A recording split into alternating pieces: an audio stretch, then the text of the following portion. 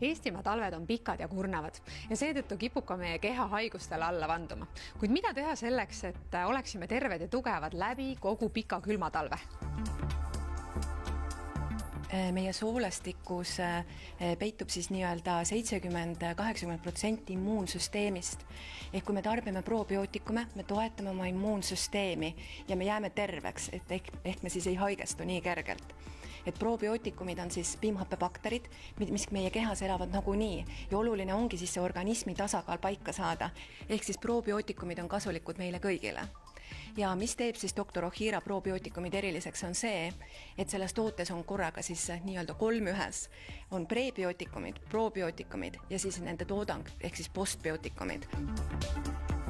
Prebiootikumid on kiudained, mis on siis probiootikumidele ehk siis nendele piimhappebakteritele toiduks. Ja just nimelt, et käsitsi on siis korjatud Jaapanis puuviljad, juurviljad, vetikad, seened, mis ongi siis kiudained.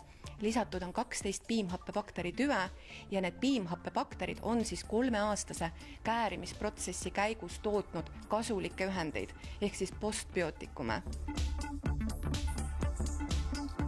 Ja hästi eriline toode on Dr. Ohiral veel kollageenijook, mis on siis probiootiline ja sisaldab 3 tüüpi kollageeni.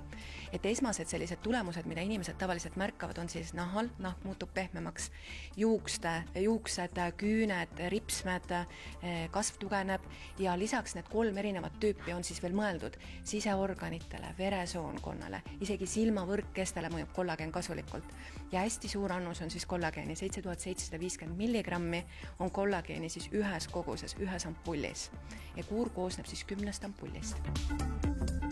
Jana, kuidas sina üldse probiootikumideni jõudsid ja miks sa neid tarbima hakkasid? Ma tegelikult hästi teadlikult otsisin selliseid tõhusaid probiootikume, kuna mul seisis ees mandlioperatsioon. Ja kohtusin täiesti juhuslikult siis Dr. Ohira probiootikumide esindaja Janaga, kes siis tutvustas oma tooteid mulle.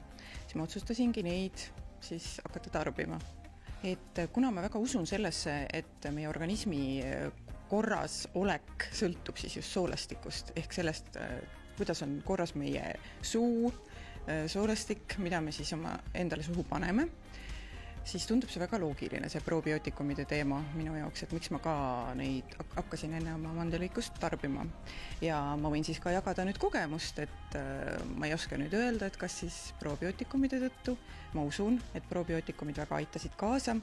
Ma taastusin väga kergesti sellest operatsioonist, sest räägitakse, et see on lastele kerge, aga täiskasvanutele väga raske, väga vaevaline just see taastumine. Ühtlasi kasutasin ka kollageeni, hakkasin siis tarbima ja mida ma siis usun üldse, et tegelikult üritaks kõiki haigusi ja vaevusi ennetada, et miks ka need probiootikumid ja ka kollageen, et vananedes ikka liigesed näiteks kuluvad, kaotab elastust, kaotab siis seda võimet kollageeni toota ja ma väga usun sellesse, et kui siis niimoodi vaikselt hakata seda kõike ennetama, et siis ma saan nagu edasi jooksmas käia, need põlved ei jää valuseks ja et nahk püsib endiselt selline elastne ja nooruslik. Dr. Ohira tooted on saadaval meie kodulehel ohira.ee, sealt leiate ka edasimüüjate nimekirja üle Eesti ja tooted on saadaval ka siin samas koha peal Babor Beauty Spa Tallinna esinduses. Nii et 70% meie immuunsussüsteemist asub meie seedekulglas ning selleks, et me oleksime ise terved, peab ka meie seedimine olema korras.